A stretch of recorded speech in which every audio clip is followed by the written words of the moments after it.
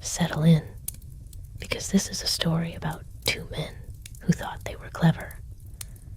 And oh, how the universe loves to correct that particular misunderstanding.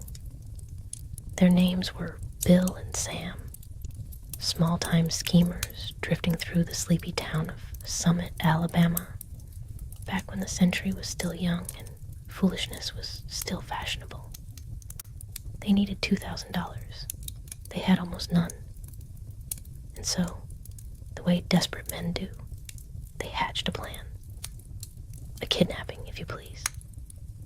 Right there in a town so quiet you could hear the fireflies thinking. They'd snatch the young son of a prominent citizen, a Mr. Ebenezer Dorset, a man of property and standing, and hold the boy for ransom. Clean. Simple. In and out. Sam even said, and I want you to hear this clearly, he said, it ought to be a snap.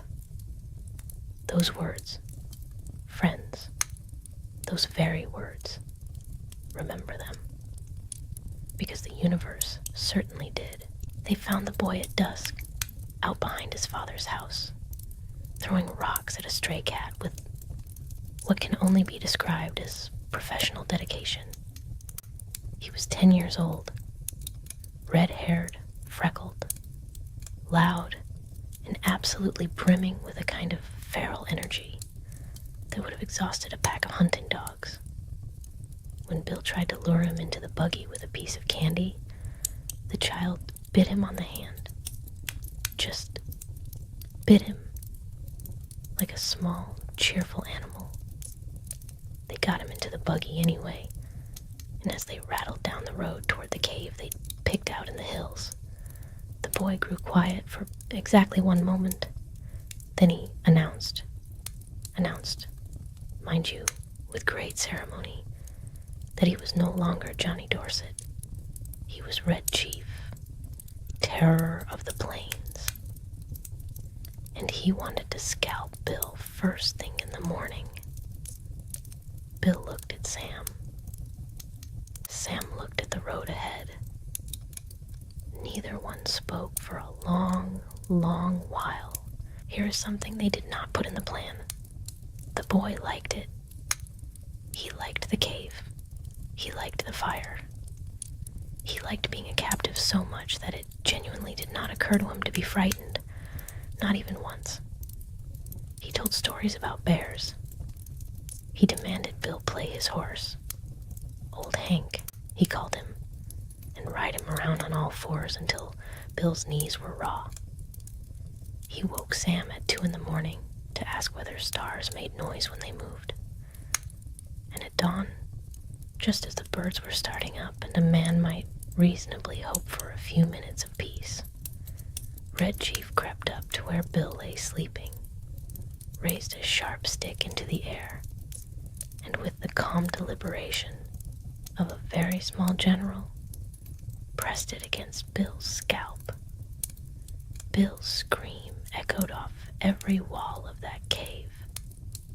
Outside, a mockingbird answered back. I imagine it was mocking him. By the second day, Bill had aged considerably. There is no other way to put it. The boy had hit him with a rock, named him Snake Eye the Traitor, buried him up to his collar in leaves as part of a game that was only a game from one participant's perspective, and at one point sat on his chest for 45 minutes explaining the correct way to ambush a cavalry unit. Bill bore it all with the expression of a man who has looked directly into the face of fate and found it wearing a red flannel shirt and demanding a snack. Sam went down to the village to assess the situation. Were there search parties? Panic? Worried parents? He found Summit undisturbed, calm as a Sunday. Not one soul appeared to be searching for the child. Sam came back and told Bill this. Bill stared at the fire. Then, very quietly, he said, Sam, that child is having the time of his life. And he was right. That was the worst part. They wrote the ransom note that night while the boy slept. Finally, mercifully slept, curled up like a question mark near the embers. $1,500, they asked. They had already dropped the number from 2,000 without quite admitting why. Sam sealed the letter and rode to town to deliver it, and then came back to find Bill sitting outside the cave with his head in his hands. The boy had woken up and wanted to play Frontier Scout. Would Bill be the settler? He would need to pretend to be captured.